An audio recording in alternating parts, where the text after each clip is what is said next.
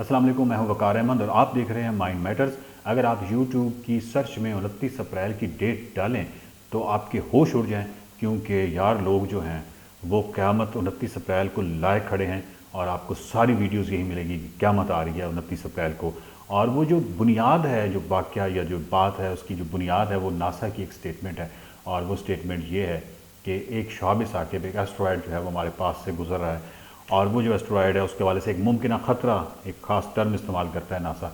उसने वो टर्म इस्तेमाल किया। वो टर्म को हम बाद में देखेंगे उसने वो क्यों इस्तेमाल किया है। लेकिन ये जो शहाब साकिब है, ये तकरीबन 2 से 4 किलोमीटर इसका रेडियस है। और सवाल पैदा होता है कि अगर ये मिसाल के तौर पे अगर ये अर्थ की जानिब आ जाए तो क्या हो। अव्वल तो वो अर्थ की जानिब खैर इस तरह नहीं आता, लेकिन अगर इन केस आता है, फ़र्ज़ कीजिए तो क्या वो इतना डैमेज कर सकता है? बिल्कुल डैमेज कर सकता है। 4 किलोमीटर का जो शहाब साकिब है वो किस स्पीड से आएगा? वो स्पेस में जिस स्पीड से इस वक्त है वो 20,000 माइल्स पर आवर के हिसाब से इस वक्त चल रहा है, यानी कुछ 35,000 किलोमीटर पर आवर के साथ स्पीड से वो चल रहा है। तो वो जब अर्थ की जानिब आएगा तो एक्सलरेट करते हुए तो आप अनइमेजिनेबल, आप तसव्वुर नहीं कर सकते कि फिर क्या। लेकिन वो एक एटमॉस्फेयर है, वो ज़रूरी नहीं कि अर्थ तक पहुँचे। ये एक अलग बात है।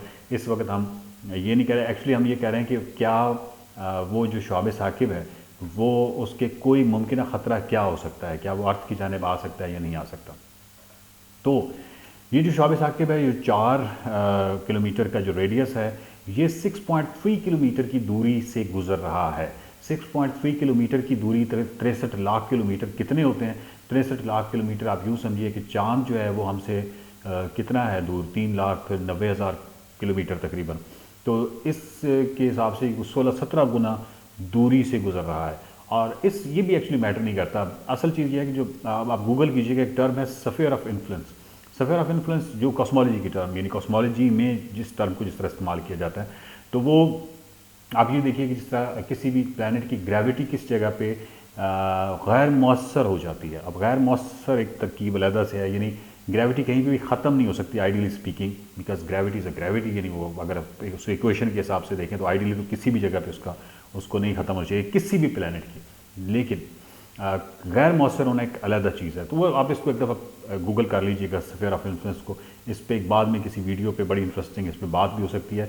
लेकिन जो हमारा स्फीयर ऑफ इन्फ्लुएंस है वो तकरीबन 1 मिलियन किलोमीटर है। तो 1 मिलियन किलोमीटर क्या, वो तो 6.3 मिलियन किलोमीटर दूरी से गुजर रहा है। तो 6.3 मिलियन दूरी से गुजरने के बाद वो 29 अप्रैल को सुबह 5 से 6 बजे के दरमियान में हमारे नज़दीक तरीन होगा। और वो नज़दीक तरीन कितना होगा? वो 6.3 मिलियन किलोमीटर की दूरी पे है। तो उसका कोई ताल्लुक इससे नहीं है कि वो अर्थ की जानिब आने की तरफ, उसका कोई ताल्लुक नहीं है। हाँ, अलबत्ता आपको ये बताते जाऊँ कि जो स्पेस साइंस है, ये जो कॉस्मोलॉजी है, ये जो नासा है, ये किस तरह काम करते हैं। मसलन इसी शहाब साकिब को लें तो ये शहाब साकिब के हवाले से एग्जैक्टली उसकी स्पीड, उसके रेडियस, वो अभी तो आ रहा है ना, मतलब 29 अप्रैल को। उसके आगे हमें आइडिया है कि वो 2031 को 18 मई 2031 को फिर आएगा, लेकिन फिर इससे भी ज़्यादा दूर होगा। उसके बाद वो आएगा 2048 को, फिर वो 2062 को आएगा, उसके बाद 2079 को आएगा।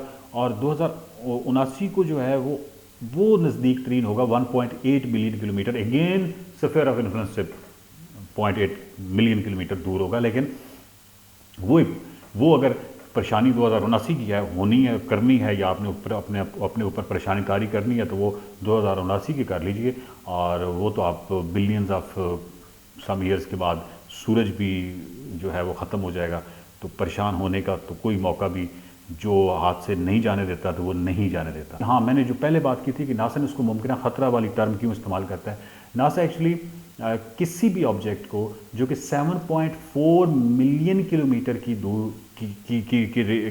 दूरी, मतलब अर्थ से 7.4 मिलियन किलोमीटर के अंदर अंदर कोई भी शहाब साकिब गुजरेगा या कोई भी बॉडी गुजरेगी, तो उसको वो अपनी उसमें क्लासिफिकेशन में एक्चुअली मुमकिन ख़तरा के तौर पे डालता है। मतलब उसका एक क्लासिफिकेशन है ना, मतलब उसका एक क्राइटेरिया है, तो उस क्राइटेरिया के अंदर डालता है। इसका मतलब ये नहीं है कि वो जिस शहाब साकिब में इस साइड पे आना होता है तो उसकी टर्मिनोलॉजी बिल्कुल अलग है।